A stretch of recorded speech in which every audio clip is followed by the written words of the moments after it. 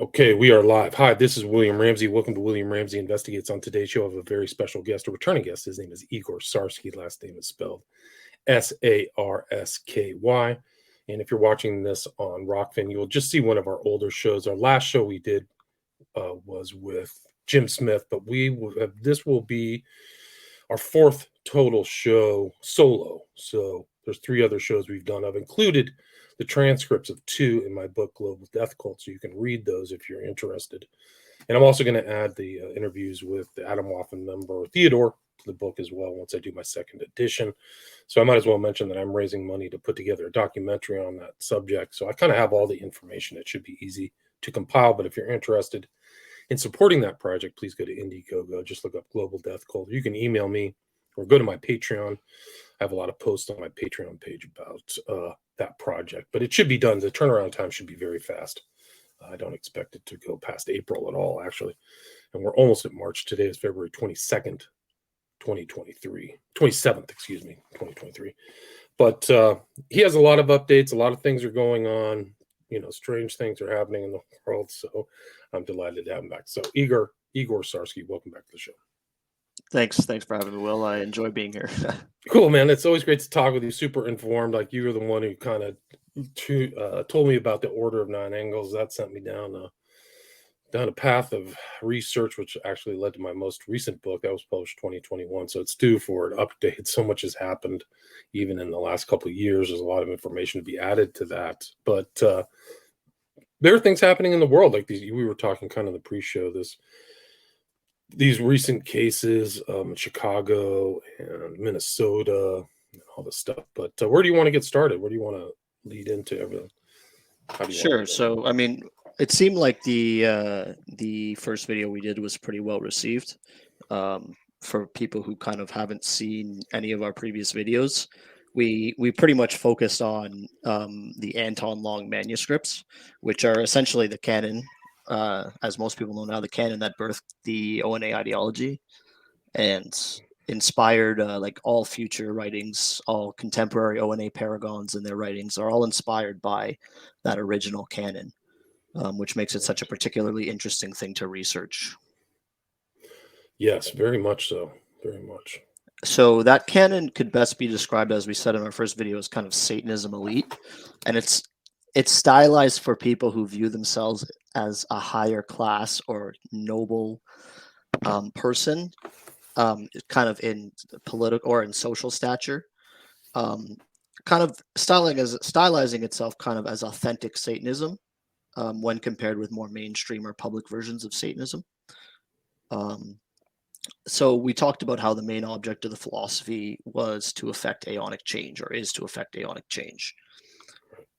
And I mean, for people who don't know what that means, it can generally be translated to evolutionary or generational change,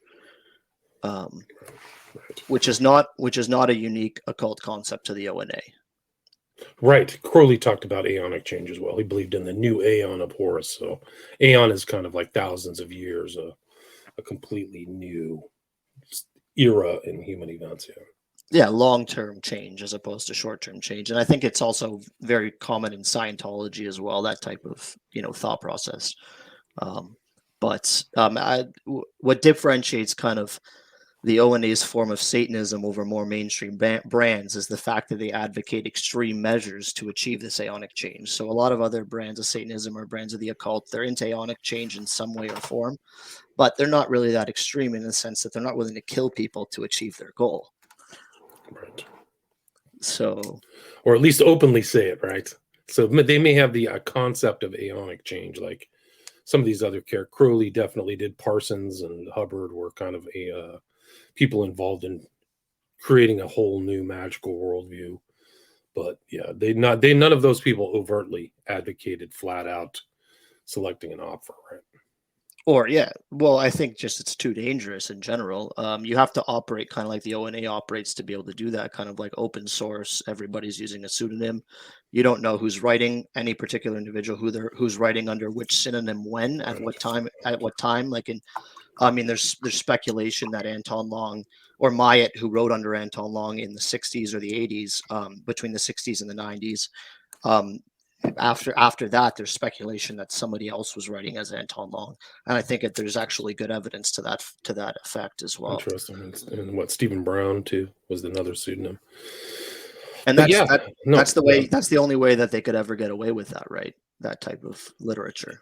Right, good point. And I think that one of the journalists that ties into the Daniel Hussein case, the guy who killed 2 women at a birthday party in northwestern London, was that it tied it back to this one writer in Utah who was writing supposedly for the Temple of Blood under a fake name, but tied into kind of O9A ideas. So that was kind of an interesting insight.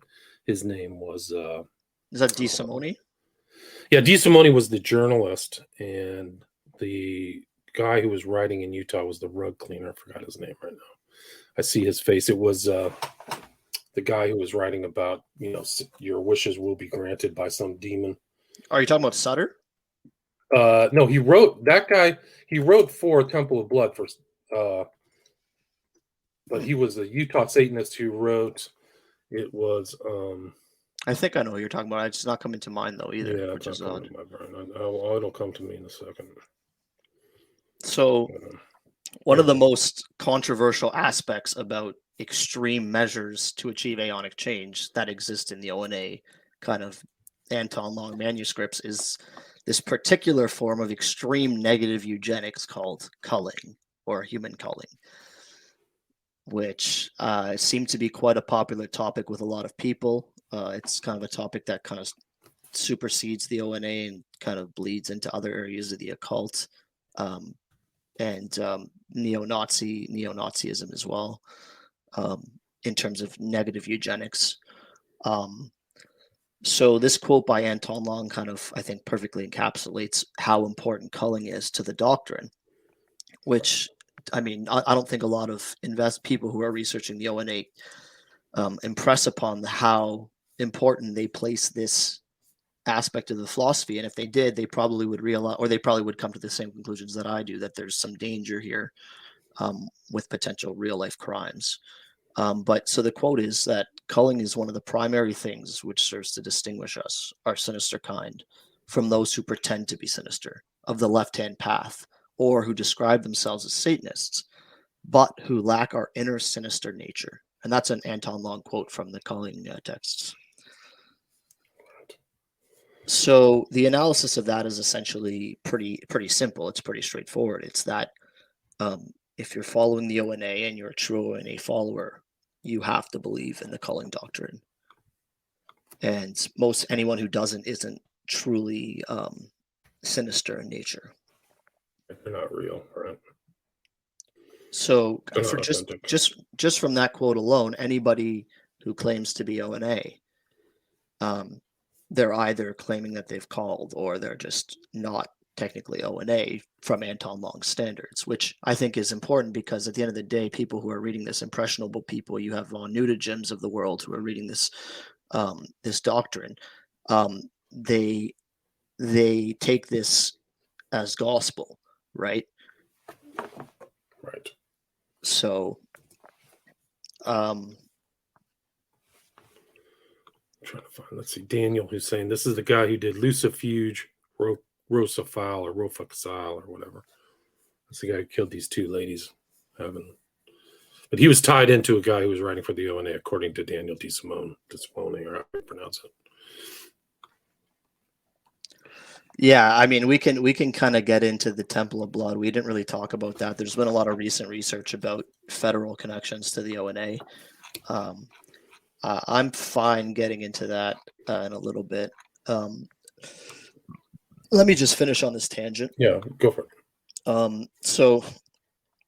So basically, the concept of culling, it's just so core to the O9A philosophy that you have to wonder why more journalists who are covering this aren't pointing this out. But so the interesting part about culling, and as I said, I was an SFK researcher before I even saw the O9A.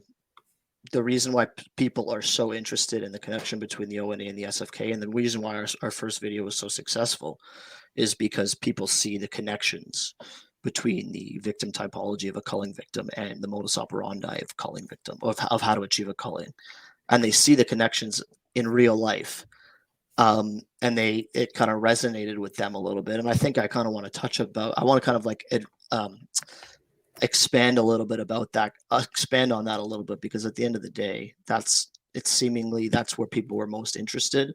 And I see that there's a lot that it hasn't been touched upon yet. So, yeah, go for it. So here's another quote from Anton Long just to start this. So all callings conform to certain satanic principles, the most important of which is that victims are victims of their own nature. The act of culling, which results in someone being a victim, is really just natural consequences arising from the defects of character which the victim possesses, and which are revealed by the defective deeds of the victim. So that's just directly from the culling text, a quote from Anton Long. Right. So in other words, culling is the ability to mimic the natural consequences that occur as a result of morally defective character, because these consequences don't necessarily occur enough naturally to prune humanity sufficiently, right? So you're trying to mimic what would happen now, like this person is going to drown anyway, or this person is going to get hit by a train anyway. So we facilitate that, right? Right? Isn't that the idea?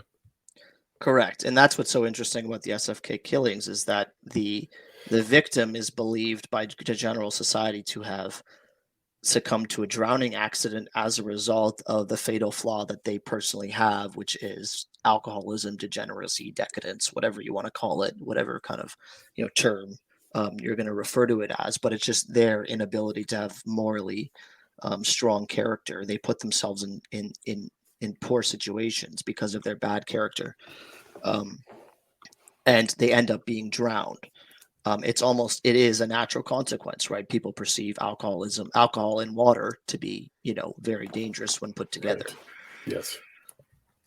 So I don't think we touched upon the fact that the effect of culling has there's like a tripartite eugenic effect of culling.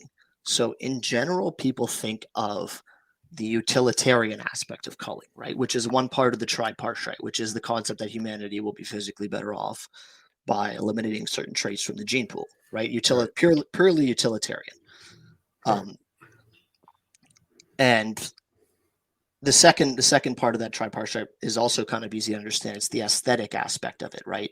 Improving the beauty of humanity from an artistic perspective, right? So so it's not utilitarian in the sense that it's going to help humanity, but it's more so just it looks better, right? Humanity is more artistically pleasing if certain elements don't exist,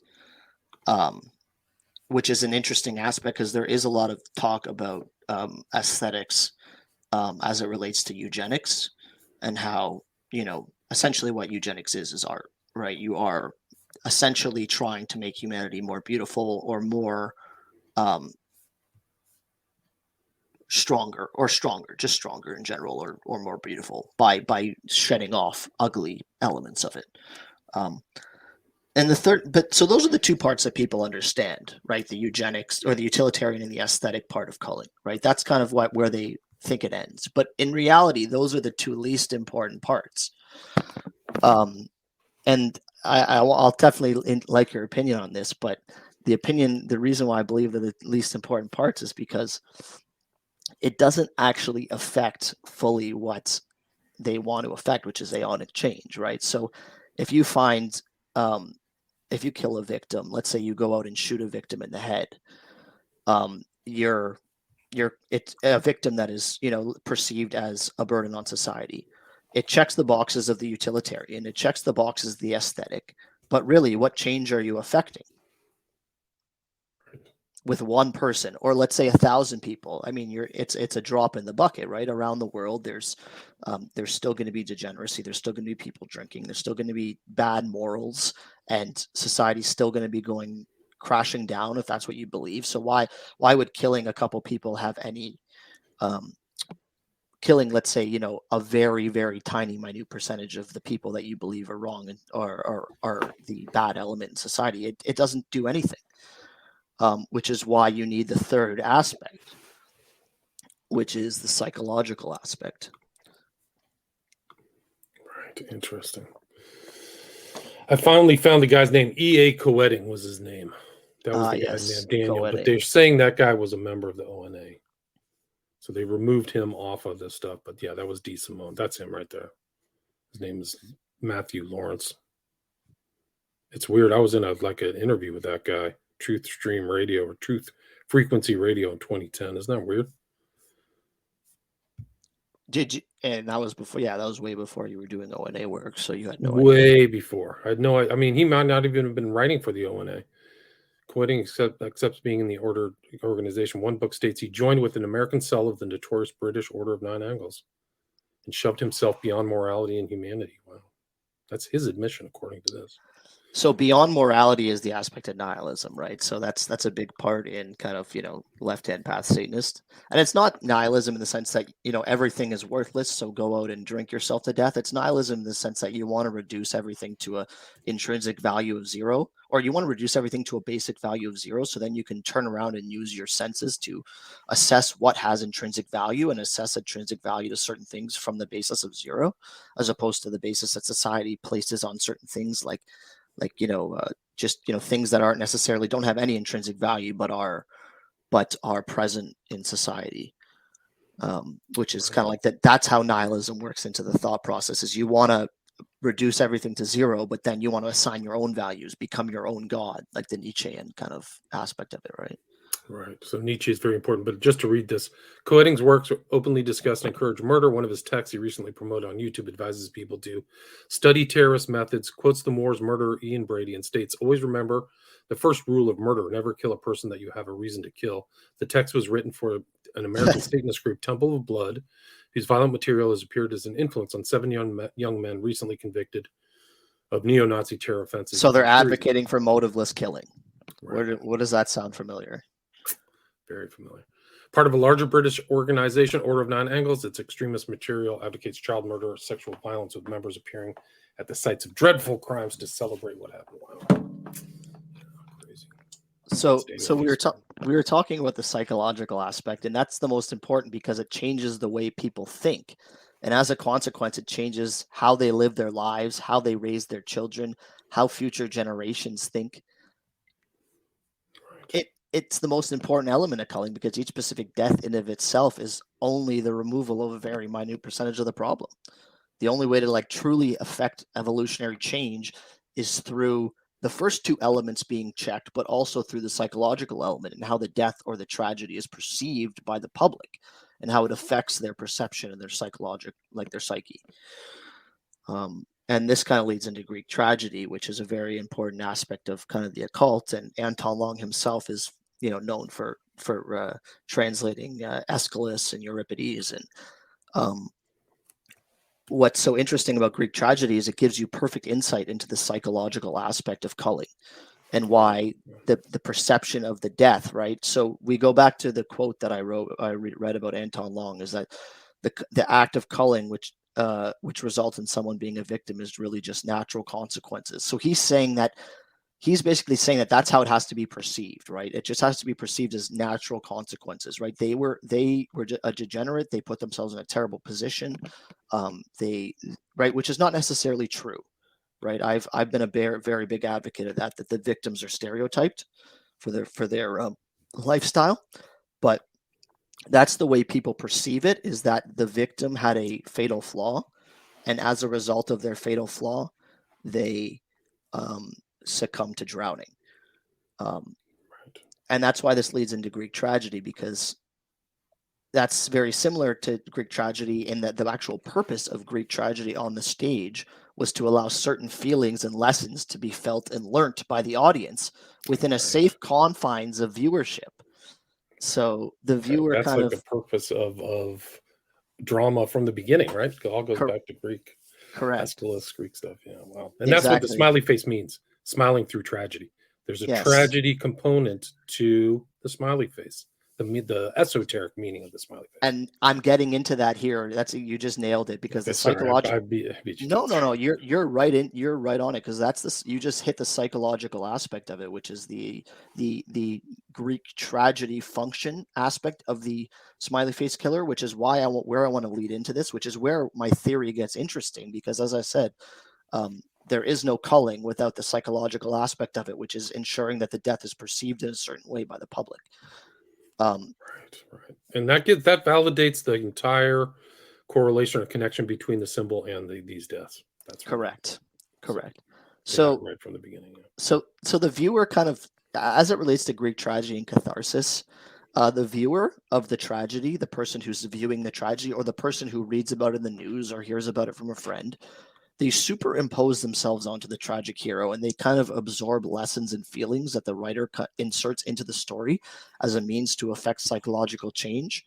And so the writer essentially transmits, psychologically transmits the fatal flaw of the tragic hero onto the audience. And through this process, the audience gains a cathartic release from emotions which might have otherwise put them in similar situations in their life. Interesting. So think about that from an angle of the Smiley Face Killers, how the deaths are perceived by people to be as a result of the fatal flaw, which is the degeneracy, which is putting themselves in bad situations, which is not having moral character. I'm not saying that that's the case, but that's how society perceives these deaths. No doubt. That's the biggest ruse of the entire phenomenon, is that everybody's saying, oh, these guys were out partying or they drank too much. Therefore, this is a tragedy. What a loss. Their lifestyles Yeah, the were the parents didn't reason. raise them Yeah. right. They were doing, it really is like, if And you what think do about it, they that's go and do in their real lives after saying what you just said? After making those comments, what do they go and do in their real lives? the victims or the victims' families or the people.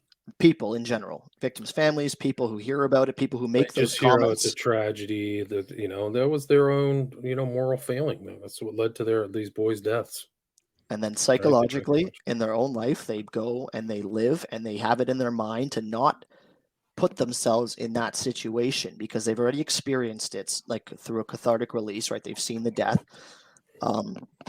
And that's essentially where Greek tragedy gets interesting, because Greek tragedy, the element that they were trying to superimpose upon the audience was the element of hubris versus sophrosyne.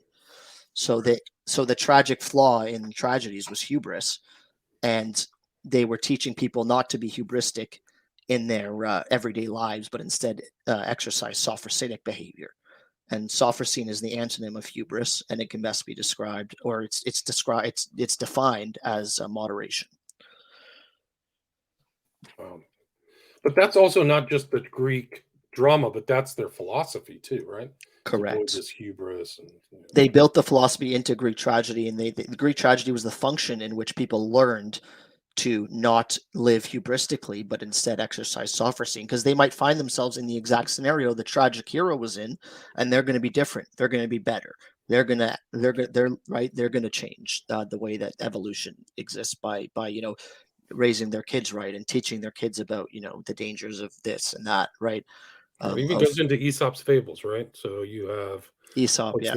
the guy looking too long into his reflection drowns. The guy flies too high up and towards the sun, right? Which Icarus. Icarus, yes. There's also I think there's another guy where he steals his father's chariot and drowns. I don't know if that. I can't remember what that one's called, or who that. Anyways, water theme in Greek mythology. Yeah. So this aspect of psychological change, right? Stylizing a death to ensure that it has maximum psychological impact on people, right? Just kind of goes back to the idea of the pharmakon in ancient Greek social ritual, which I'd like to kind of mention because I think it's just a fantastic tangent. Yeah, Aeschylus there, father of Greek tragedy. So the pharmakon is kind of a close concept to René Girard's scapegoat mechanism. Interesting. And the pharmakon it's an ancient Greek social ritual of catharsis, cleansing, and sacrifice. So just you're gonna have to go and look this up yourself, but think about the words very carefully if you're listening to this. A social ritual of catharsis, cleansing, and sacrifice. The victims, pharmakoi, were required whenever a threat, real or imagined, destabilized the borders and hierarchies of a community to the point of crisis. So we have the pharmakon is the actual ritual, and the pharmakoi are the sacrificed, right? Whenever How do you there's a spell that? How do you spell pharmakon? FPHARM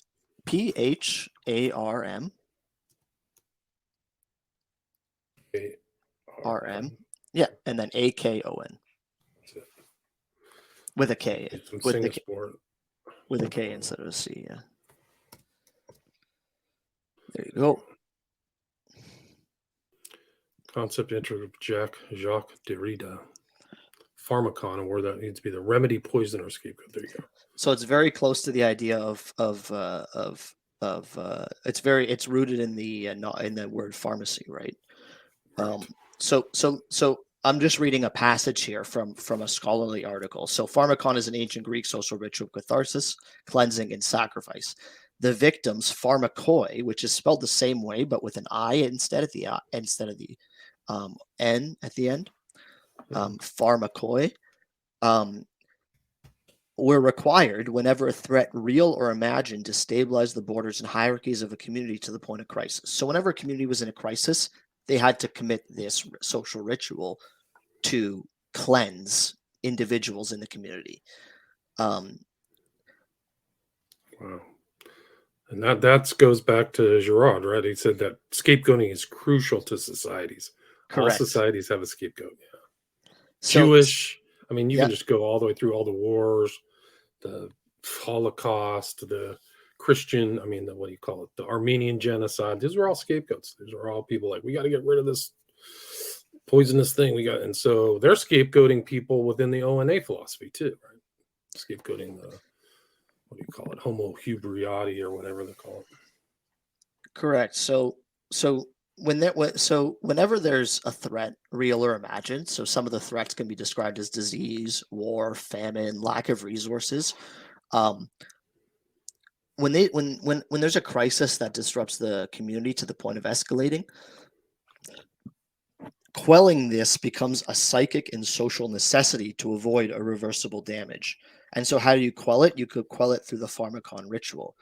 So a pharmakoi would be chosen from among the marginalized and either ritually murdered or exiled, typically bathed, adorned, or treated as sacred. This act of unifying violence through sacrifice would expel not just the victim, but also all the social ills that the victim would come to represent. All evil, violent, and immoral acts become associated with the pharmakos, regardless of his guilt. Which is essentially what's happening with the Smiley Face Killers. There's a lot of scapegoating going on, right? Absolutely. There's people scapegoating the actual lifestyles of the victims as the major reason why they died, while avoiding basically any other evidence that would point to the contrary, or discounting it, or thinking that it's not strong enough to convince me. Right. Incredible. So the pharmakos is therefore granted enormous power by the community because he has the means to both destroy it and save it. It is no accident that the root word pharma means both poison and cure. This paradoxical double meaning demonstrates the power of scapegoating as a curative violence ends curative violence ends poisonous violence, right? So that's what's happening with the Smiley Face Killers, in my opinion, is you have curative violence meant to end a social ill, right, or something that they believe is negatively affecting evolution within society. And the important part about that is ensuring that the deaths are perceived to be associated with that ill, right? And as you'll see in the pharmakos, in the scapegoating ritual, it has to be untrue, right? The scapegoat, it has to be a lie, and society has to believe the lie, which is actually what's happening. Everyone has believed the lie, which is that these people were just way too drunk and succumbed to an accident. And they think in their mind they have the psychological change about how they want to live their lives differently than the tragic hero. How they want to teach their kids so their kids don't succumb to what the tragic hero succumbed to, and inevitably generational change. So that's the motivation, that's the purpose. That's what these are not like they're random, but they're meant to be random, but there's intent behind it, right? So think about that's the word. The weirdest kind of crime, yeah. Correct. Think about the word staged accidents. Well, how often did we see that in writing? How often is that? That's probably just in the culling text. The word staged accidents is there 2 or 3 times. But you always have people fake suiciding, fake drown. I mean, when people commit crimes, they're always trying to make them look like an accident. Like in my hometown, a guy literally killed his wife, and then he threw her down the stairs to make it look like, hey, she tripped down the stairs. But then they found out that she was dead before he chucked her down the stairs. So these happen without, maybe I don't know what he was reading, but they happen outside of these kind of satanic philosophies. Anton Long says specifically a particularly strong way to develop satanic character is to use staged accidents. He's highlighting staged accidents as the best modus operandi for culling. And what's so crazy and sick about staged accidents is it is the perfect way to achieve the triple effect necessary for the negative eugenics, right? The triple effect that we talked about, which is the utilitarian, the aesthetic, and the psychological. There's actually very little ways to kind of check all 3 boxes. Because if you go out and kill somebody, you shoot them in the head, the death isn't perceived as being something that they did themselves. They're not a scapegoat, right? The death is perceived as being the person who killed them's fault, right? They through no fault of their own, they died. But the staged accident, right? So you can choose a specific victim, right? That represents artistic and utilitarian elements of culling. And you can also achieve the psychological aspect necessary because you're able to stage or alter the way in which people perceive the death of the morally deficient person and the fatal flaw which ultimately was responsible for their death. There's no other way for you to you to get the latter aspect without staging the way in which it's perceived by the public, unless it's just a natural death, unless the death which really was a natural accident, which doesn't happen enough to cause the cathartic effect unnecessary to have the proper evolution, which is why. Right, but that intent, the thought behind it, if all these, I mean, I don't know how many of these people are, rigid followers of the O9A who may possibly, or whoever is committing these SFK, but it shows that some of these people might be thinking about the after effects and the impression, and that's crucial to the sequence of events. Is like they're going to, I want this impression to be made to the public and the police that this was a tragic accident. I mean, it really is something else. I mean, they're thinking about it. They're not just trying to commit the crime. They're also staging the outcome. So I've never said this on camera, this kind of little tangent, but it leads into what you were saying there. And I believe it's such a great point, is that there's a specific reason why college-age kids, college towns, and areas around colleges are targeted. The cathartic effect from these deaths reverberate around tight-knit communities of malleable young minds who have yet to make their most important life decisions, like raising their children, or which job to go to, or which like how hard to study in college, right? Or like all of these decisions they're currently have yet to make. So they're the most impressionable, the most likely to be able to affect future change is through those young malleable minds. Targeting adults in this sense is not effective because adults have already made most of their important life choices, including what lifestyles they want to live, how they want to raise their children. There's nothing left to psychologically affect as it relates to evolution. Degeneracy, and there's nothing left. What do you think on that point? I think it makes sense. I mean, I think that's Degeneracy, alcoholism, decadence is a culture that's synonymous with higher education, right? Higher education culture. Right? Oh, it's part of the process, isn't it? I mean, I don't know if anybody was untouched by that. Yeah. Correct. It is. So by targeting these individuals, you're having the psychological effect at the most crucial time in the most important people's lives where they can actually decide to work hard, make something of themselves, raise their children, to have strong moral character, and rather than succumb to like a hedonistic lifestyle synonymous with college. Right. Oh, interesting. Yeah, it's an interesting thought. Also, I think just to take it one step further, it's kind of no wonder why why the most obvious SFK footprint exists in Wisconsin. Why is that? Just most drinking? It's indoors. Correct. Outdoors. Yeah. Yeah, from a practical perspective, if you're trying to achieve them like the highest or the strongest psychological impact from how the death is perceived, you would target areas where you perceive the most issues to be present. And Wisconsin is an interesting case because it's statistically known as the drunkest state in the U.S. It has been for a while. Most colleges in Wisconsin are connected to the University of Wisconsin system. So it has 23 universities and 13 universities and 26 campuses, I believe, across the entire state, which all under the University of Wisconsin banner. So it's a basically the college culture that exists there is within that web of universities and is partially responsible for the state's drinking stats. And it certainly could be perceived that way. Yeah, like Wisconsin used to be like the biggest brewery state too in the whole country, and there's still probably tons of breweries and things like that. Yeah. Correct. Beer and cheese. Yeah. So the interesting part is that the cathartic effect that you'd achieve in Wisconsin would be larger than other areas because it would reverberate within the web of the University of Wisconsin system, which are all under the same university, right? They're different campuses, and some are different universities, but they're all under the same banner, which is the same system of universities. So it's almost like state sanctioned, and it's interesting, as I said, why Wisconsin was being targeted.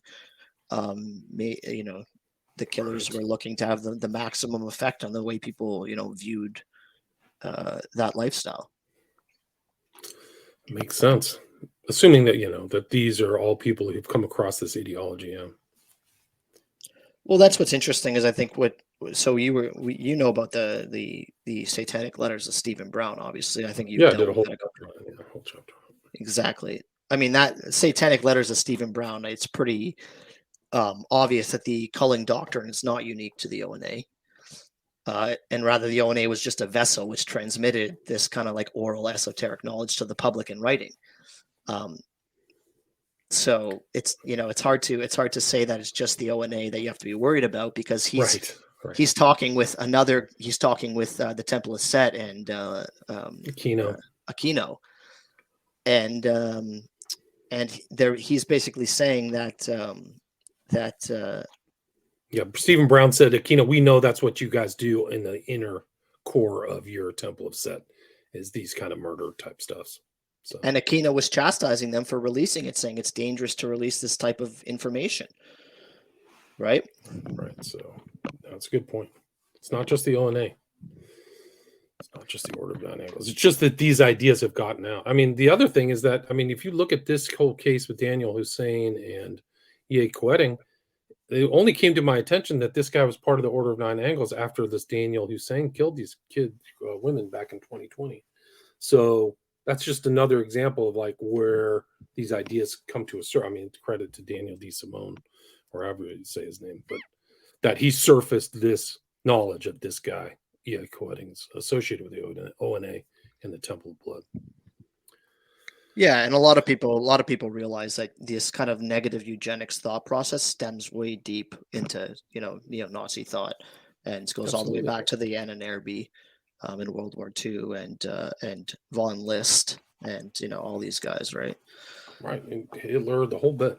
Hitler was not some kind of he wasn't as much of an outlier as he was just kind of put a lot of these ideas into action. Like he really thought all that stuff. Yeah, so the best way where I can kind of like sum up how this kind of like psychological aspect affects the SFK cases is through like the concept of degenerate art, right? So technically speaking, like from a perspective of like a Girardian Nietzschean view, degenerate art perpetuates degenerate culture through imitation mimesis. Like we see degenerate art and it kind of like changes the way our culture is, right? Because we copy the art and we want to be like our famous artists. But conversely, when you flip that around, right, the psychological impact of the negative eugenics, art, specifically tragedy, which portrays degeneracy as a fatal flaw, also affects people in the same way, right? It creates purification through catharsis, which is what Aristotle talks about catharsis, right? It creating purification, and it reduces degenerate culture by basically turning around mimesis, right? Mimesis being people mimic art, and now art mimics nature. Interesting, right? Wow.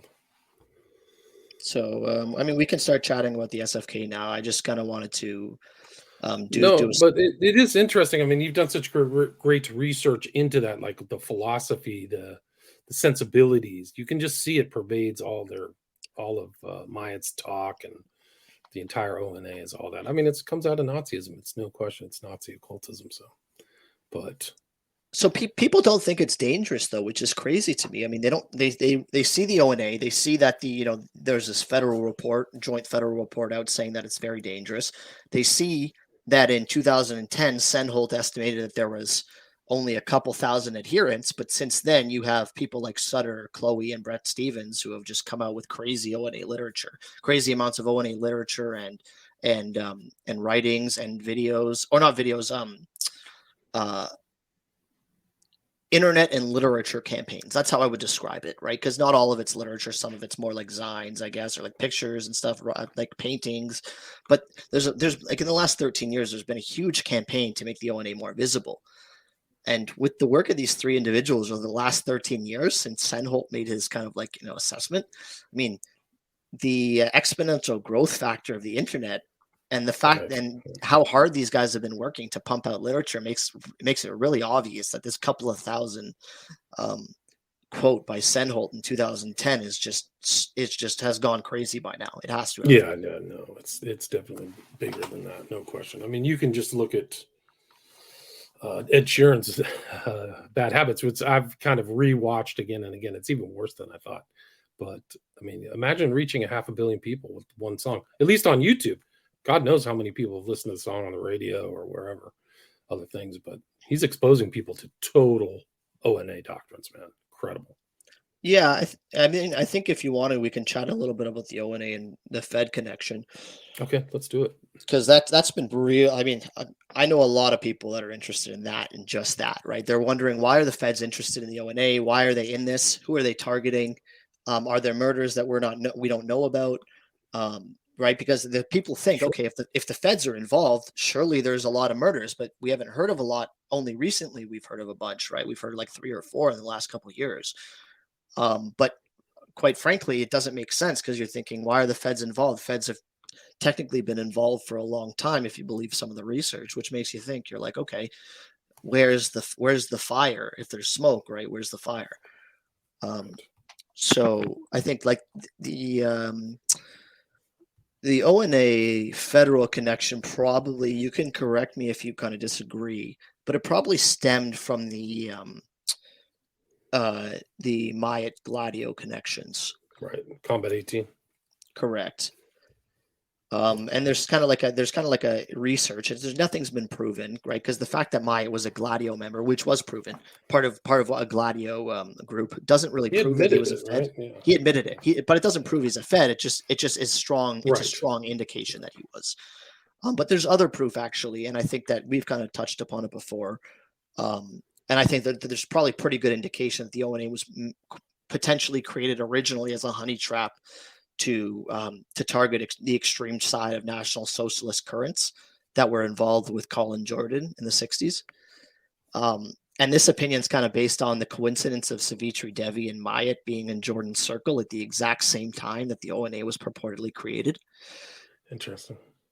So, I mean, Devi was described by Goodrick Clark as being Hitler's priestess during the war. Right. What did he say? What was the book she wrote? Was it The Sun and the Lightning Bolt or something like that? Something like that. The O9A philosophy is very influenced by her writings. There's a video on YouTube where a guy goes into all the connections between Myatt's writings and Devi's writings, and it's pretty close. Yeah, she passed away in 1992, so. And it makes sense that there's a connection because Devi and Myatt were both in Colin Jordan's circle at the same time. That was proven. Right, and when just to add, there's a picture of Colin Jordan with Rockwell, right, who was the American Nazi who ended up getting killed. And I think when Savitri Devi died, her ashes were put in the care of Rockwell, which shows how important she was, and subsequently how important the philosophy she helped Myatt build, or she transmitted to Myatt, right, and how influential that is. The fact that this woman, her ashes were interred at the Nazi, I can't remember what it's called, like the Nazi, she was interred somewhere very special to neo-Nazis, but also given to, as you said, the basically one of the most famous Nazis of all, aside from Hitler, which is Rockwell. Right. So it says here, I mean, granted, this is Wikipedia, but it says Debbie's Hall of ashes Honor. were shipped to the headquarters of the American Nazi Party in Arlington, Virginia, where they were purportedly placed next to those of George Lincoln Rockwell in a Nazi Hall of Honor. So there you go. So it was That's from Goodrich Clark. There you go. Yep. from Goodrich Clark, which is a good source. So she was interred right next to Lincoln Rockwell, which really should open some eyebrows and make you think, okay, the O9A isn't just its solitary bubble, right? Right. You have to think of the O9A within the context of its neo-Nazi roots and where it came from, and then in my opinion, that's where it has to strike home that it's dangerous. Once you see who it affects and where its roots come from, you have to make the assertion that it's dangerous. There's no Myatt way. knew Jordan. He was an associate of Jordan. Colin Jordan was Colin Jordan, right? I think that they were, very much in the early movement of the Nazi Party in the UK. So Devi, she was known for being a spy for the Axis powers during the war.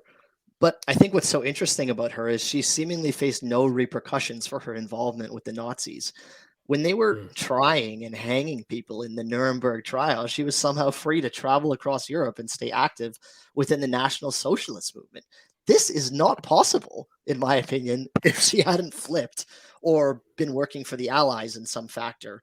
And this is kind of reinforced, I believe you made this connection where she was connected to individuals who are known to be Mossad agents, or one individual, I believe. I can't remember the name of the guy. She was friends with Skorzeny? Otto Skorzeny? Yeah. Otto Skorzeny, yeah, I believe. It says here, Savitri was an associate of post-war years of Francois Dior, Otto Skorzeny. Skorzeny was the guy involved with he was involved with Mossad, right? That was the guy. No doubt. Yeah. Proven Mossad asset. He would set up a lot of these rocket scientists that were hired by Egypt. He would set them up like he would be the friend that would set up, and then the Mossad would come in and kill. There was a famous guy that he set up, but yeah, he was definitely. He was super dangerous. Otto Skorzeny, I think he was in it for himself after the war. But there's like a picture of him with Hitler. I mean, he was always talking to Hitler and some of these other rough characters. I mean, they're all Austrian too. So think about it from a common sense perspective. You have Savitri Devi, who's likely involved with in some type of form. She was involved in spying during the war, and the only explanation is that she's working for the other side while she's now traveling the country, while basically everyone involved with the Nazis was running and being hanged in Nuremberg. So she had to not being rat-lined out. She meets up names. Yeah, she meets up with Myatt in Jordan's circle, and the O9A is birthed, right? Myatt, who already has his own kind of Fed connections through Gladio. So to me, those two kind of connections really hammer home that it probably was likely that Savitri Devi wasn't just some, Nazi activist who was, giving this doctrine to Long and working with Long or Myatt to kind of for her own reasons. It was clear that they were using this to entrap people in Colin Jordan's circle, who they believed as having extreme negative eugenics views, which is common with National Socialists or extreme National Socialist thought process. Let me see if I can find this. A picture of Rockwell. For people who don't know what Rockwell or Colin Jordan look like, here's a picture of them together. Devi, it's worth pointing out that Devi also fits the profile of the older female Runwatha, who Long writes transferred the O9A doctrine to him. And I think that's a pretty strong connection to Devi, aside from the fact that their writings are so similar. Right. So that's Colin Jordan on the left, associate of Myatt, and then George Lincoln Rockwell on the right. He was why would Myatt and Devi, both with their federal connections, show up in Jordan's circle at the same time and come out with the O9A doctrine? I mean, it's pretty obvious what they were aiming to do. And maybe they succeeded, maybe they didn't. I mean, we wouldn't know if they entrapped the people they wanted to entrap. We would never know. They would never tell us, right? Right. So, but I mean, I think it would require additional research into Rockwell, Jordan, and Devi to see how familiar they were with esoteric ideas. I would assume Savitri Devi was very much well known in that, because that's all esoteric Hitlerism is lightning in the sun. But correct. I'm not sure that these two characters really. I mean, I have a cursory understanding of both of them, but I never came across them kind of talking about occultism, esotericism, or anything like that. Whereas Myatt, for sure, like Myatt admits all that stuff, reading Greek history, Crowley, all these characters. He knows all that stuff. But yeah, fascinating. Yeah, I mean, just because there's evidence that the O9A may have been created as an intelligence operation doesn't mean that it should be written off in contemporary society. I mean, the O9A is very indicative of a Frankenstein type of thing that has kind of gone off the rails or is no longer controllable.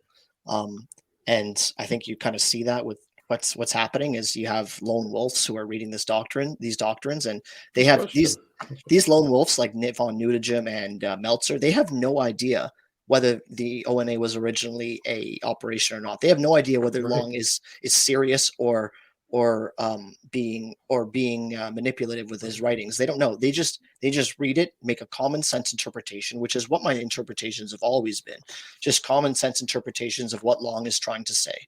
And they go and do stuff. I mean, you can't use the fact that it might have been an operation to dissuade you from thinking that it's dangerous in the current age, because people don't know.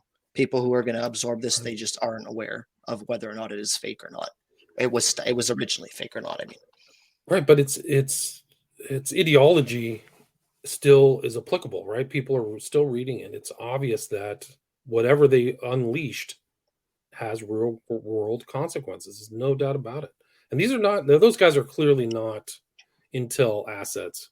So like a lot of the stuff, whereas with Suter obviously has been, busted. Myatt, who knows, but he's been in jail for other things. Myatt has, but I think he got busted for fencing or something like that. But I think if it was an operation, it worked way too well, and it appeared so authentic to the point that it's convinced so many people over the last 50 years, and still convinces people to this day. I love von Nudegem and Meltzer. Yeah, and you can. What's the other guy? Fleming in the UK, and all these other offshoots that have occult, ideas in them. Krieg, Sonnenkrieg, Adam Waffen, right? Got influenced or infiltrated by O9A doctrine. So, I think that was their intent, though. That was their goal. That was kind of Myatt's stated goal in his autobiography. So, whether that's dishonest or not, I don't know. But he doesn't. I don't know.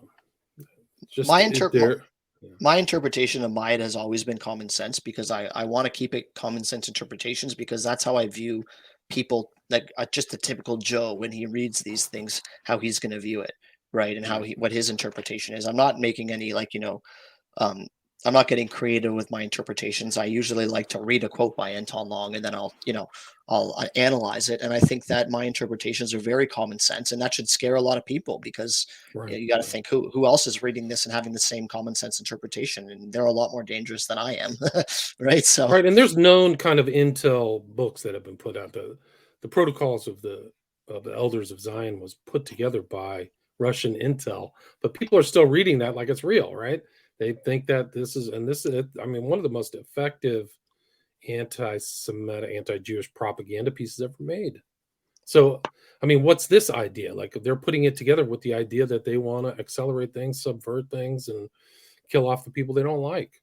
So I think the O9A, in that regard, you have to see it as the desired intent, the consequences of their desired intent, to me. So, that's a whole nother book in itself, is all of these kind of intel influenced movements and ideas. It really is. I was shocked to find out. I was talking to Hans Uter, and the Course in Miracles comes out of MK Ultra. Like, it was all, this person was like an MK Ultra psychologist putting together this book that's still going around. And Marianne Williamson saying it's legit. I had people I grew up with who loved the Course in Miracles, and it's almost like Scientology. It's this self-training. You are, quote, guided, but you're literally programming yourself psychologically by using the Course in Miracles. It's incredible. It's incredible. Just like you said, people who are reading the O9A, they don't know its Genesis story. They probably don't even know who the hell, Myatt is, or Savitri Devi, or some of these other characters, but they're integrating the concepts and ideas. And the same thing with this Course in Miracles. They have no idea.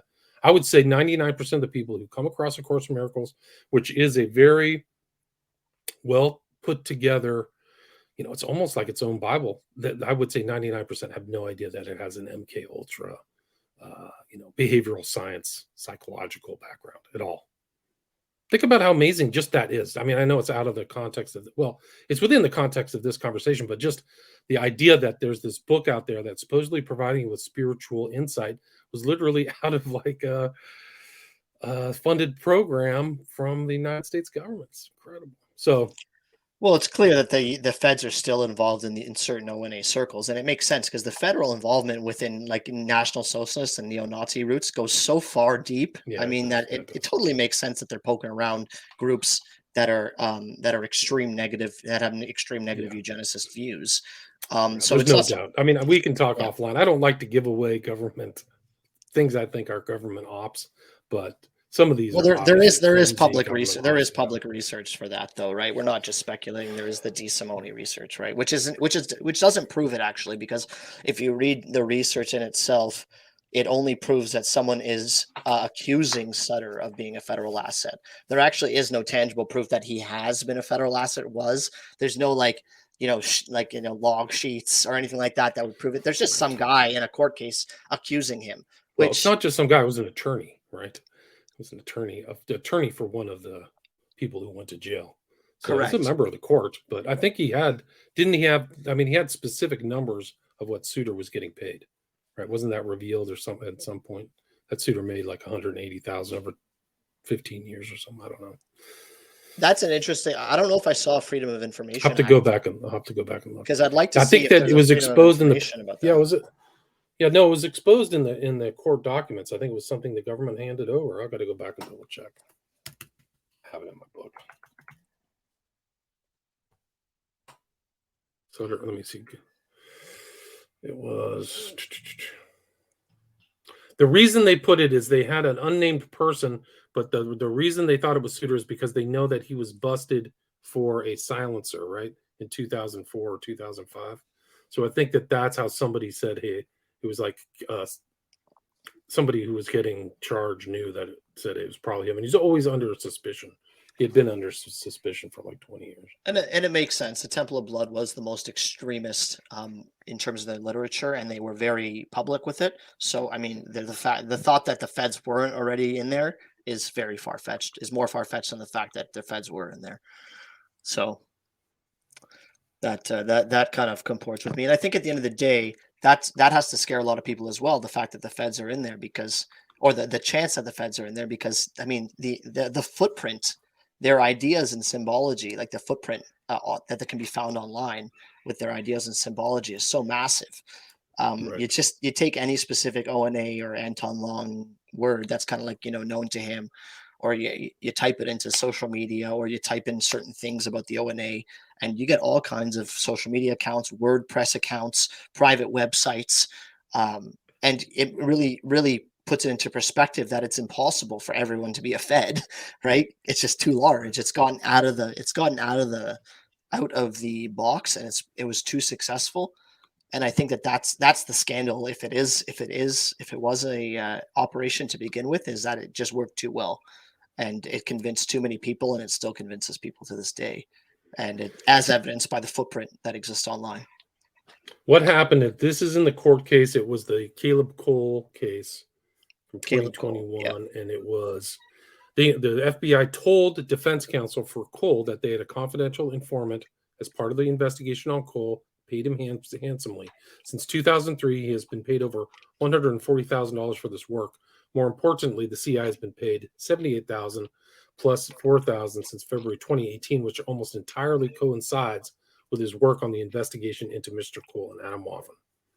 So they had him pretty much named. I forgot what really they traced it back to Suter. I think it was just the fact that they knew that something happened to him in 2003. I gotta go back and check. Anyway, it didn't work. Didn't get the guy out. Didn't get Cole off. Mm-hmm. It was like a motion to suppress. They wanted to suppress the evidence because the guy was. I forgot what it was. Yeah, but it was. I mean, it's Christopher Black, it's an attorney in Washington. Yeah, you're right. The fact that it's an attorney making that assertion is stronger because they have insurance, and they actually have a They Well, I are mean, if you lie in court documents, you get punted from the practice of law. I mean, you're gone. correct. It's perjury. So, Yeah, they have more responsibility than a typical person in front of a court. So, but you're right. I think in general, as I said, there's no hard proof that Sutter was a Fed, but it wouldn't surprise anybody, and the evidence is there.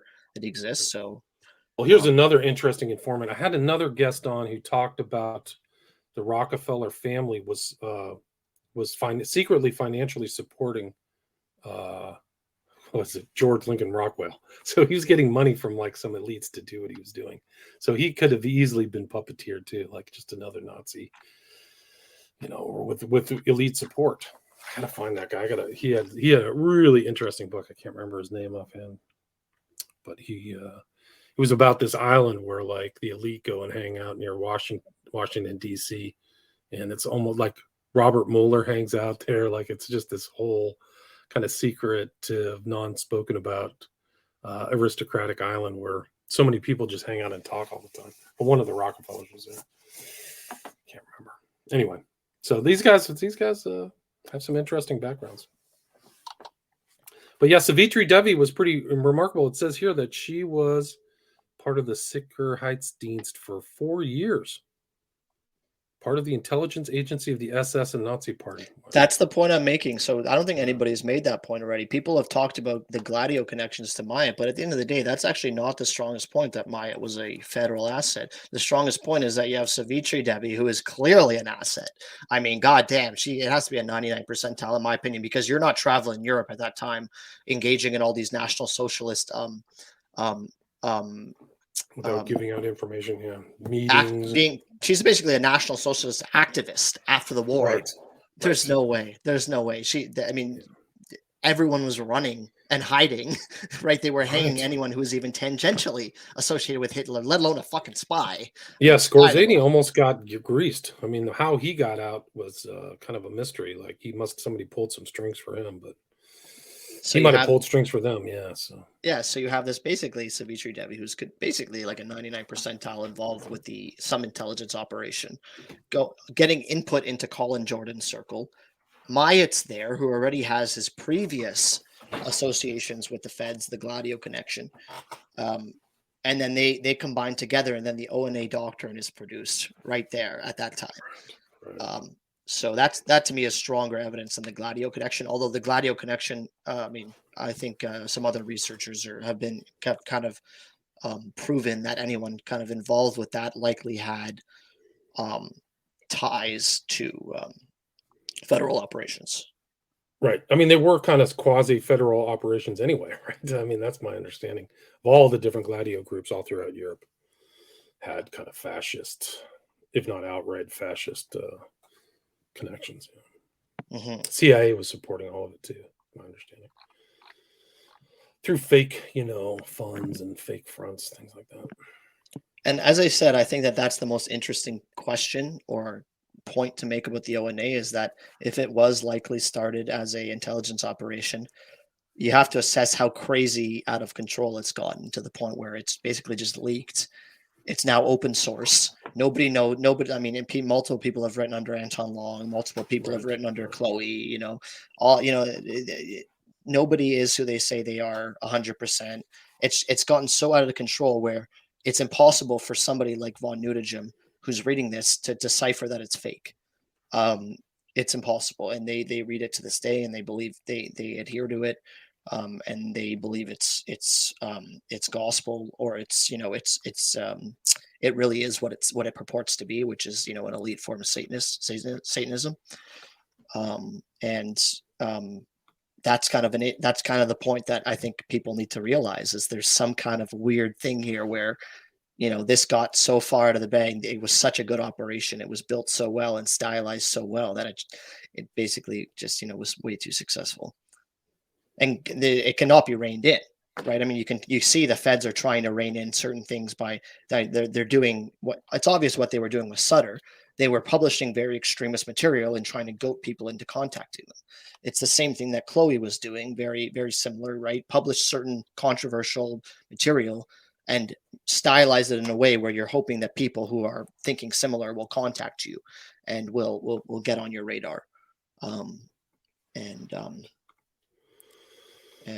those are people who have, it's just gotten out of control. And that's why the feds are still in it now, is because they realize that, in my opinion, there may be people out there committing, negative eugenics stylized murders, that are somewhere in between or on like extremist National Socialist views or Satanist views. And yeah. Interesting. Somebody in the chat said, I just heard the president of Proud Boys was a Fed, so you kind of have a right-wing group, who's informing. I think another one of the Proud Boys got busted for talking to the FBI. So it's just kind of interesting, kind of overlap. As I said, the roots go very, very deep with that. And I think at the end of the day, it's so hard to tell where the roots stop and start as it relates to the federal connections to National Socialist extremism, especially. So to think that they're already involved in the O9A, or they are involved in the O9A, is very obvious, and I think it's very likely. But it should still scare people, because obviously they're there for a reason, and they're working on it for a reason, and they're trying to entrap people for a reason, and that reason is because they believe them to be dangerous and or have committed crimes. Right. I mean, that another example is just they're clearly monitoring, or were monitoring, Brandon Russell, right? They were, somebody with a confidential informant was on this encoded, encrypted chat device. I don't think they even mentioned it in the court documents, which I read into the record, but they were keeping an eye on him. And there have been infrastructure explosions. I mean, some of these infrastructure explosions may be done by some of these lunatic far rightists, I don't know, or far left. I don't have any idea. But they're clearly talking about it in Russell and all these other characters. But he's going to go away for a long time. Mm-hmm. He's going to go in for another 20 years, probably. So you want to chat a little bit about the SFK? I do. Let's do it. Yeah. I mean, I think the previous stuff we just talked about gives kind of anyone who was interested in our first video, which seemed to be the most popular one, kind of a little bit more to chew on as it relates to the theory. But the SFK, I mean, the SFK is a body on its own, is kind of a topic on its own, and it can be discussed and analyzed from a criminological perspective without kind of assessing any type of philosophy or ideology you believe is involved. And I think that's important, because there's so many cases around the world, and it's impossible for one ideology or one person or one suspect to be responsible for all of them. It's a high probability that there's multiple ideologies, multiple motives, multiple people all around the world that have nothing to do with each other, but are still using this modus operandi. Right. Which is why I don't necessarily, I'm not necessarily all in on trying to find out what ideology is responsible. I just, the reason why I'm into the O9A is because I see the connections. But at the end of the day, I admit, like, a normal person should, that the modus operandi is very polished and very good, and that it's kind of egotistical to think that just one person or one ideology or one group of people is responsible for all the cases around the world. I mean, that's just right. Silly. There's definitely mystery, but the people are sharing this idea through chat rooms or dark web or something like that. Like, when I did that first movie in 2017, like, my real focus was kind of like the homosexual underworld. Like, I still it hasn't left me. Some of these people, there's an over proportion or over abundance of, like, kind of, gay LGBT themes in some of these deaths. There's no question about it.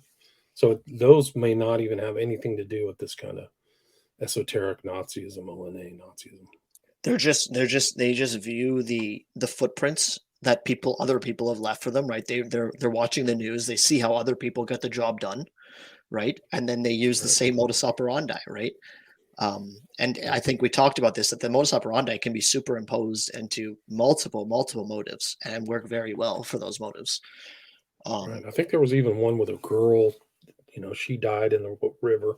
There was one case that I saw outside of Sacramento, I think it was, where she had some, I don't think she actually drowned in the river. Somebody put her in there. That was an old case, though. Same MO. So I don't even know what happened to that case. So on the Smiley Face Killers, I think one of the most interesting parts. I mean, I love to talk about how you want to convince someone about the cases, because at the end of the day, there's like a zombie like mass public support for the accidental drowning theory, and this to me doesn't make any sense because there's objectively inconclusive evidence on both sides of the spectrum when you take into account the entire caseload, or the entire sample size. So how can society be so certain on one side of the coin for all of the deaths? We're talking about the whole sample size when there is such inconclusive evidence. And to me, that's one of the things where I notice right away in people's reasoning, right? They have the mass zombie like public support for the accidental drowning theory, and they will discount anyone who says otherwise.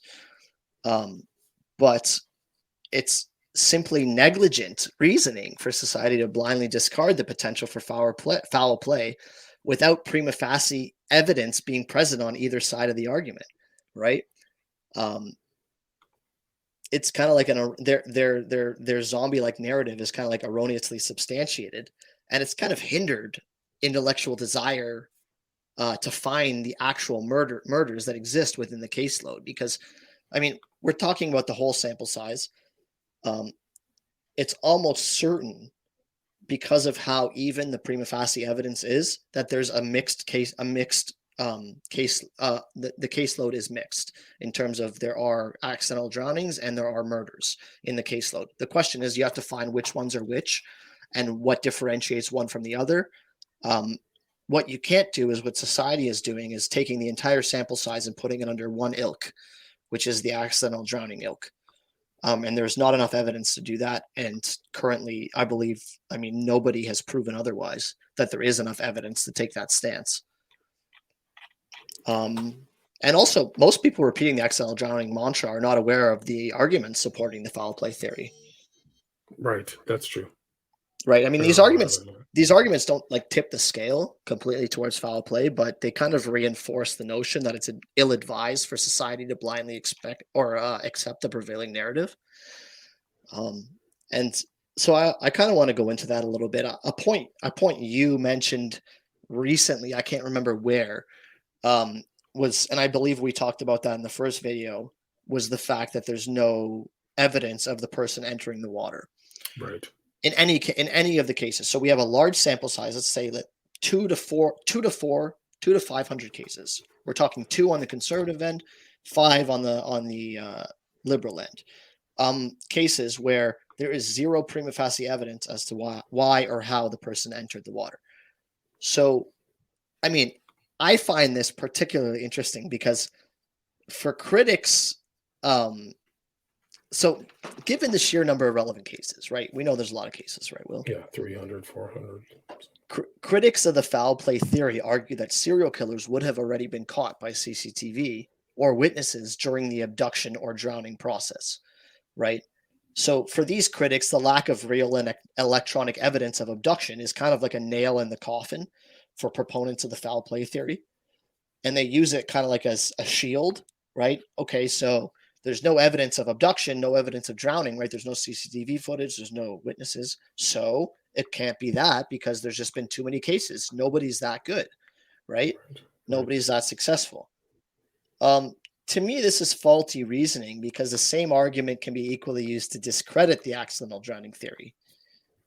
Like, accidents by nature are random, right, Will? Right. A victim doesn't plan where they decide to succumb to an accident. Conversely, a successful serial killer would, in theory, meticulously plan the locations of abductions to ensure a lack of human and electronic witnesses. So, in my opinion, it's mathematically implausible for all of the relevant cases to have no prima facie evidence supporting why or how the victim entered the water. But yet, that is the reality. This lack of prima facie evidence is clearly, in my opinion, indicative of human design or intervention, and not random phenomenon, which would have, be the opposite. There would be cases scattered where, you would have 20, 30% of the cases where there's strong prima facie evidence of the person entering the water or why or how they entered the water.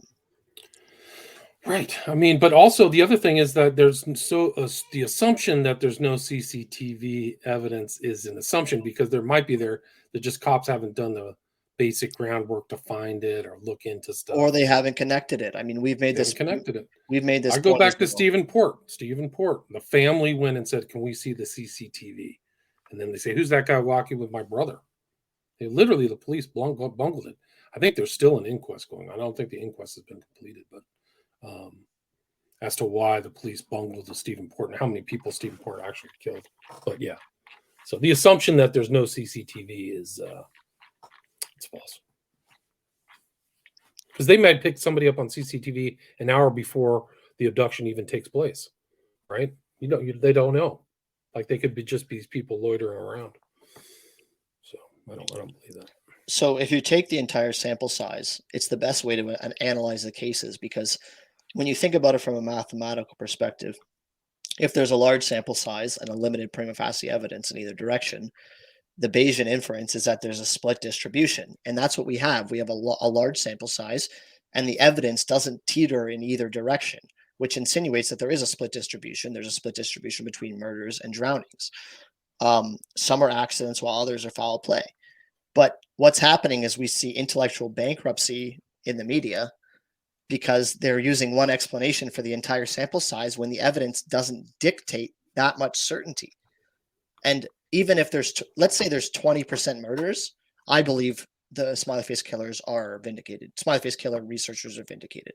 If there's 10%, I believe we're vindicated, because there's so many cases. Yeah. That would mean so many murders have been swept under the rug. And I believe the evidence is so even that it's more likely that it might be close to a 50-50 distribution, which is really scary to believe, because this zombie-like narrative has kind of quashed any desire within society to find the murders within the caseload. They just sweep them all under the same rug, right? All under the same ilk.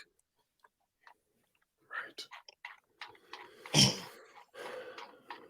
Yeah, I mean, it's these events. I mean, I've done a whole thing on debunking the failed debunkers. These events are obviously foul play to me. I mean, I've looked at enough of them. Their bodies are missing for a long period of time. They're not necessarily drowned. The medical examiner's a chump. Like the one in Dakota, what was his name? Dakota James. The medical examiner bungled it.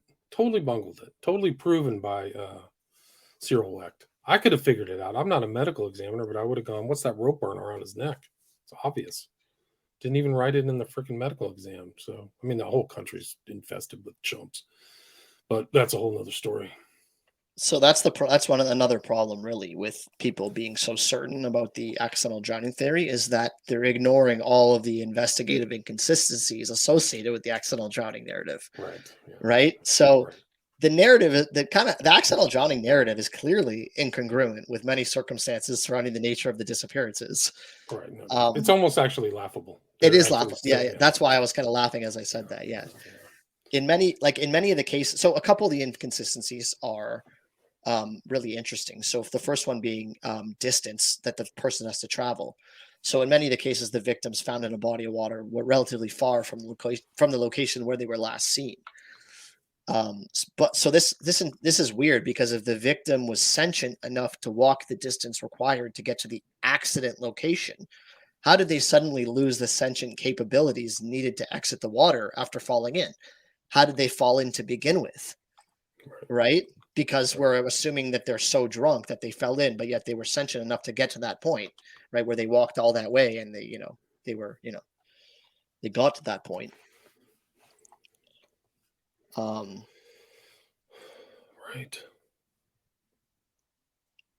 Yeah, I mean, there's tons of problems. Well, another problem is the CCTV footage. I mean, you just listed one. There's cases where people are seen completely sentient on CCTV prior to disappearing. Right. And that has not been explained to this day, because the accidental drowning theory is contingent on all of these victims being way too drunk to be able to do anything. That has never been explained. There's one and I think in Manchester, one of the canal deaths, there was a guy upright talking to somebody, and the police never found out who the guy he was talking to was. So that CCTV video exists. They just never found out who the person was. And I think he was a guy from India, an Indian background or South Asian. And his dad, I forgot his name. I remember I have his dad in the second documentary, but They know the police just bungled it. I mean, there's a lot. I'm pretty critical of law enforcement. Sometimes they get it right, but a lot of times they just are swamped, or they just didn't look into it enough, or the guy was gay, so they don't care. So Yeah, you said a good example. That's Dakota James. As I recall, there's a very clear CCTV footage right before he disappeared. There's no other footage of him afterwards anywhere in the area of him just walking normally, very sentient, texting. You wouldn't Right. ever believe that there's anything, that would affect him to the point where he would lose all sentient capabilities, become a vegetable, and fall in the water. Right. He was a head of his swim team in high school. So I that's a didn't problem. know that actually. Yeah, he was in good shape. And he has his head down and texting at the same time, walking through one of the parks there in Pittsburgh. So it just doesn't fly. Yeah, I would say a couple of the other kind of smaller investigative inconsistencies with the accidental drowning theory are the blood alcohol content readings. They don't, a lot of these cases, the readings don't mesh with the loss of sentient capabilities. They're just not high enough, in my opinion, right? I mean, obviously everyone's different. If alcohol affects everyone differently, but as I said, some of these alcohol content readings, they don't jive with the public narrative that this person was way too drunk, and that is the fatal reason why they ended up dying. That's what caused their death, and that's an inconsistency, in I believe, a pretty strong one. Right. Also, I mean, one that gets talked about a lot, another investigative inconsistency, is recovering bodies in locations that were previously searched. Right. Franco Garcia comes to mind as one, just, that is a slam dunk, where they searched the entire area with divers, never found him. Then I think a week later, he's found in that spot. The other one was the Manioc one. What was the kid from Manioc? Oh, I see his face. It was outside of Philadelphia, where it was like the water was 3 feet deep, and they found his keys, but they couldn't find his body. And then his body shows up 2 weeks later. Do you remember that one? God, what was that? Well, you could probably type Manioc drowning. I don't know if you know the year. You'll probably find it pretty quickly. I don't recall. I have a really good memory of a lot of cases, and I don't particularly recall that one. So, yeah, that was Shane Montgomery, 2014. Oh, I should. Yeah, that's a very famous case. I don't know why I didn't remember that case. I haven't read it in a while. Yeah, that's another one where the drowning is just a total joke. So not drunk enough. He only had like 2 drinks. Yeah, Montgomery. Yeah, Shane Montgomery. Look that one up. That's an important case. Now Jimmy Slack was there too. Jimmy Slack was in Philadelphia. He was at some party and was found in water. Who's the other ones around there? Oh, I think it was one of the Gannon cases in Pennsylvania. Pennsylvania, where he was and they went and looked in the back of the bar, and they couldn't find his body, and then it showed up 9 days later. That was Tommy Booth. Tommy Booth, yes. Tommy Booth. Yeah, so to me, I'm thinking about all these investigative inconsistencies as it relates to the mathematical balance of probabilities as it relates to the evidence. And I'm wondering, how can the prevailing narrative be so certain of their findings when it's objectively clear that the accidental drowning theory contains many investigative inconsistencies? Right. Like, shouldn't the presence of these inconsistencies require more thorough investigation from law enforcement? No doubt. Is it not possible for criminals to exploit these loopholes, these investigative loopholes? That's all they do, right? Isn't that all they do? Isn't that what they do in financial crimes, or go somewhere the cops aren't paying attention? Yeah, for the purposes of obfuscating their crimes, right? They exploit the loopholes. Right. And it's funny because these are kind of questions that require deep societal introspection before the official narrative can kind of like balance. And I don't know if we're quite there yet, but one day maybe. Yeah, they just don't understand the motive. People don't understand the motive, so they can't quite get it. They can understand husband killing his wife, or shootings at, racially based shootings, or financial crimes. They can't seem to understand why people would go out at night and select somebody for harm doing. They don't get it, because most people don't think like that, right? It's probably why, like, people like Jeffrey Dahmer got away with murders for so long. because they just don't think like that. And that the other guy, Herb, what's the guy? Baumeister. Yeah, where because society was there's just insane lifestyle assumptions made about the victims. Insane stereotypes made about the victims, which prevented anyone from deciding to look into the victims. Which is another killer, very another German last name killer around there. His name was Eiler, who did the same thing. Baumeister, Eiler, and Dahmer were all like homosexual killers. Incredible. Eiler was smart though. He crossed jurisdictions. He crossed state lines, and probably he had help too. He wasn't doing it alone. One of the reasons, and I think you nailed this in when we were chatting in the pre-show, but one of the reasons why people are unable to come to terms with balancing the narrative is because of the lifestyle assumptions and investigatory opinion assumptions that get made about these victims, and how that results in people just deciding that they were somehow responsible for what they did. Right. I mean, to me, that has to be the most remarkable aspect of the SFK phenomenon. It's how the assumptions about the victim's lifestyle exclusively govern public and investigatory opinion.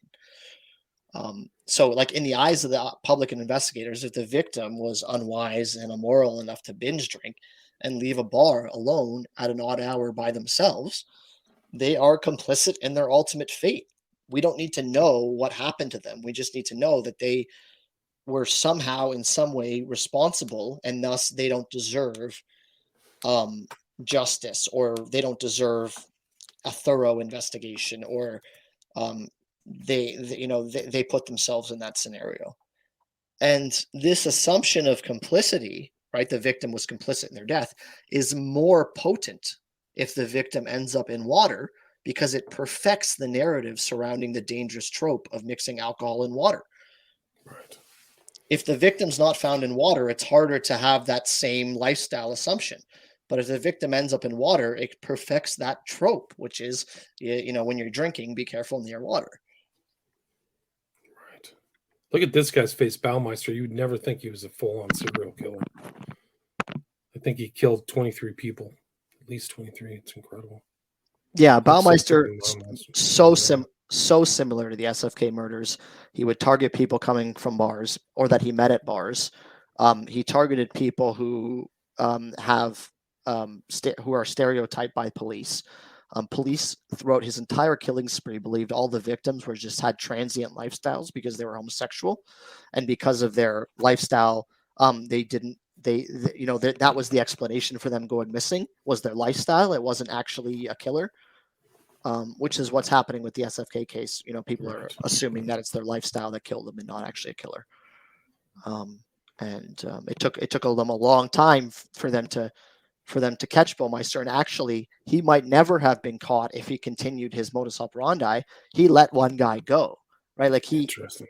I think the reason he got caught is he was doing some really freaky shit with one guy who got out and called the cops, and they started investigating him, and they found all the bodies on his property. And what's interesting is he fled to Ontario, and then he committed suicide. So I mean, there's a lot of indication that he might have had accomplices, and that he might have been murdered by accomplices to keep quiet. Because if you're going to commit suicide, I don't think you flee all that way across the border. I mean, you do that if you're trying to hide. You don't do that if you commit suicide. Right. If you commit suicide, you just do it. Right. You just do it.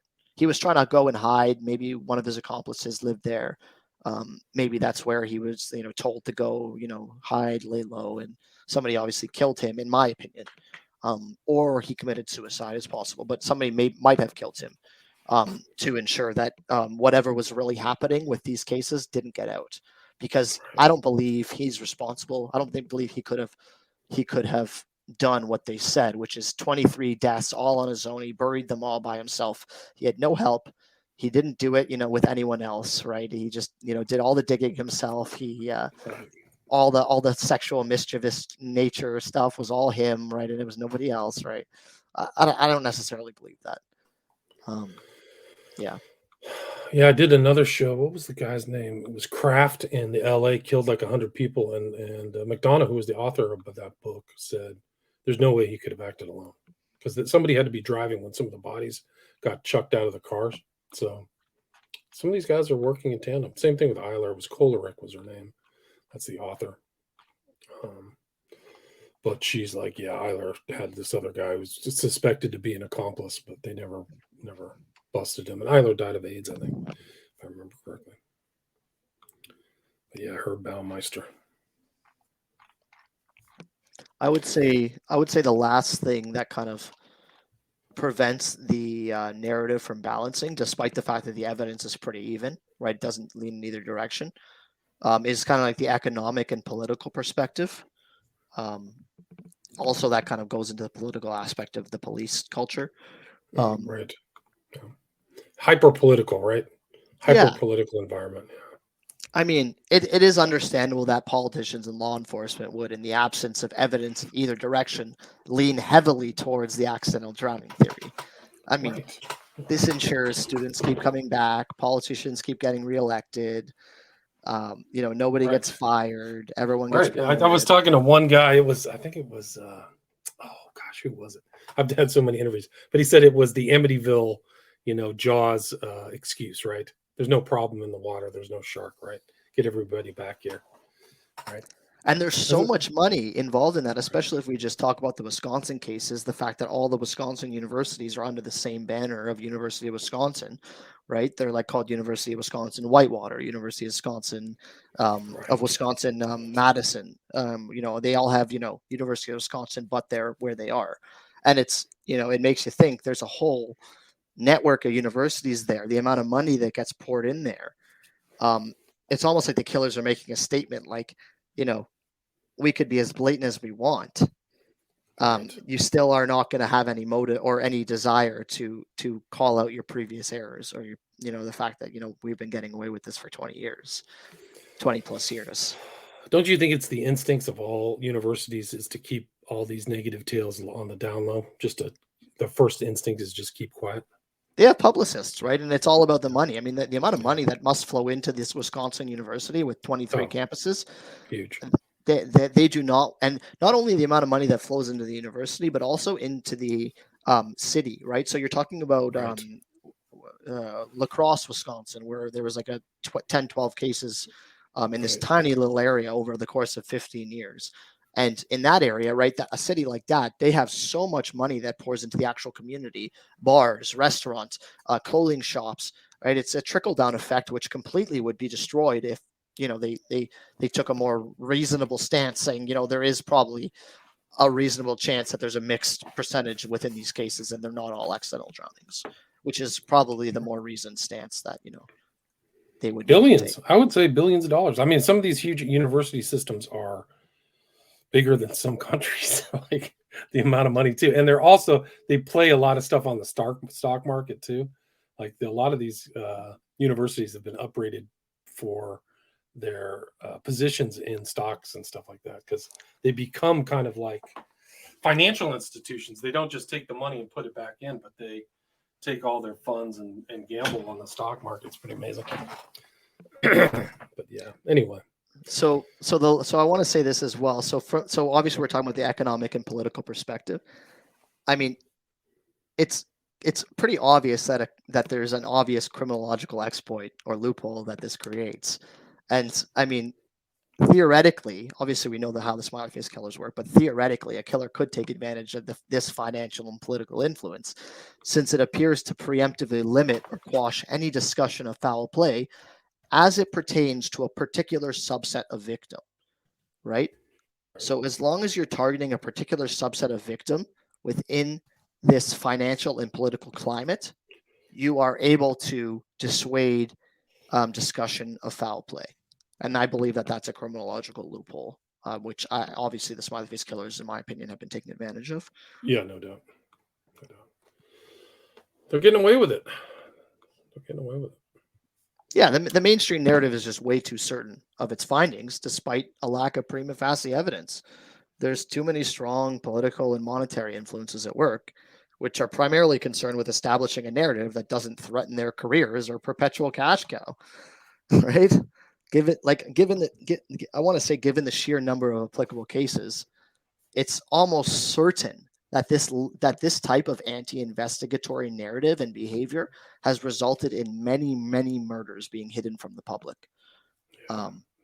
And I think it's a great anthropological study as well, type of topic. It is. It definitely is. It definitely is. And I think that's probably some of these people have been like caught. Like I always think of what Katunsky or whatever. Like he only got popped for one murder, but I bet some of these guys who are getting caught for one murder have done more. They've killed more people. So I have a like case. Baumeister only got busted for 13, but suspected in 23, right? I have a case where a guy got caught in England prowling the red light district with a taser gun. Right. Oh, this wow. is the type of case where I believe, you could have potentially caught some people who are exercising the Smiley Face Killer murder modus operandi, but you would never know, right? Because it's so hard to connect this type of, right? It's so, especially when society hasn't fully believed that these are murders, it's so hard to connect where you got a guy, you catch him in the red light district, he has a taser and he has rope and he has handcuffs, right? But I mean, how do you connect a guy like that? I mean, it would be impossible, right? It would be so hard. And even if they did, they might not make the assumption that there's any greater killings going on. It would just be a one-time thing. It's hard to connect them to the greater caseload. Right. I always think of this guy, Reinhard Sanaga, in a place where there's always suspected deaths in these canals. He was the most prolific rapist in UK history. So he was drugging people. He's doing kind of the MO, getting people coming out of bars. Classic. Lured and assaulted 48 men. And they think that he had at least 195 victims based on films found on his phone. That's how they only knew. It's because he kept the paraphernalia of his conquest. But how many of those people died? Maybe he had to dump bodies. He was giving them the GHB treatment. Incredible. He never got busted. He just got busted for rapes. But this is fairly recent. So and it's exacerbated by the fact that it's obvious that whoever's committing these crimes are stylizing them in a way so that they don't get caught, right? They're stylizing them in a motiveless way, right? A motiveless modus operandi, for the main reason, like it's stylized in a leaderless resistance type of way, for a reason, right? It's so that if one person does get caught, how could you ever possibly associate them with any other cases around the world or the modus operandi? Perfect example. Among his circle of friends with whom he frequently went clubbing in the LGBT neighborhood, his horrific crimes were met with shock. He was known as cheerful and giggly and was known to go out most days of the week. And he also was a member of a church, like a woke church, St. John of Christo Molestus or whatever it was. I forgot what it was, but on the surface, you never know. This guy's a freaking heavy-duty serial rapist with 195 victims. So these guys are criminally sophisticated. That's a sophisticated criminal. The only reason this guy got popped is they found his phone and all the evidence was on his phone. It's incredible. And that's what's funny is that if somebody is truly committing crimes in this manner, the modus operandi is to hide it from the police, right? Which is why it's so dangerous, is because the people, everyone's concerned, okay, what's the motive? But in the end, the motive may not be the most important thing. The most important thing may be just, the actual modus operandi and the fact that it's being, copied and used by multiple people with, that may not have the same motive.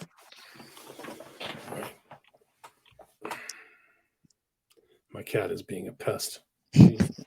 She has to come in whenever she wants. She cannot have the door closed or else she starts whining. Well, we've done almost 2 hours. Is there anything you'd like to wrap up with?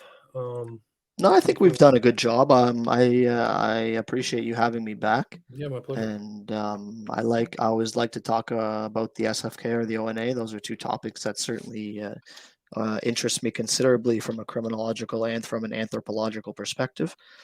And I believe they interest everyone else in society as well. And I believe a lot of the interest is being swept under the rug for the reasons we just discussed. A lot of the kind of the balance of probabilities with the evidence is being swept under the rug, and people believe there's a stronger balance of probabilities than there actually is.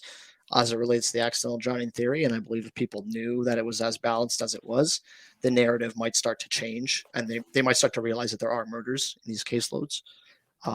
And just the question is just how many, right? Just how many. How's it going on, and who learned? Where did they find the MO? How did it get spread around the world? I think is a good question. I also on that note, I don't know if it necessarily needed to be spread in the sense, but if you're reading the news or watching the news, you see the footprints left by other people and how they get it done, right? All you need to do is look into the Smiley Face Killer theory and realize this is really good. This I could do this. I could do that, this. right? Exactly. I could drug. Yeah. So you just the other thing is like you're not in any crime. They're not done until somebody gets killed, right? So some of these people are just like the Sinaga guy. They're just getting busted for drugging people. You know, just like Dahmer actually, he was drugging people left and right. So at what point does it turn into a crime? What do these people do? It's crazy. It's crazy out there. People have to be very careful out of bars, men and women. Well, Sinaga was operating in Manchester, where there's a huge concentration of SFK stylized cases. There's a lot. So I wonder if he ever. Yeah, it's a good question. Did he kill anybody? Just like him, or did he dispose any of his victims in the manner that, right? Because there's a lot of victims that were just disappeared and found in canals. Who knows, right? It could have been a couple of those could have been victims of him. There's no doubt. Right, no doubt. Where's the best place for people if they want to reach out to you, Igor? I would say Twitter. I'm on Twitter at Igor Sarsky. Cool. So people can reach out if they have any further questions or anything like that. Thanks so much for your time. I really appreciate it. It's great to talk with you again. Yeah, definitely. Have a good night. You too. Stay there.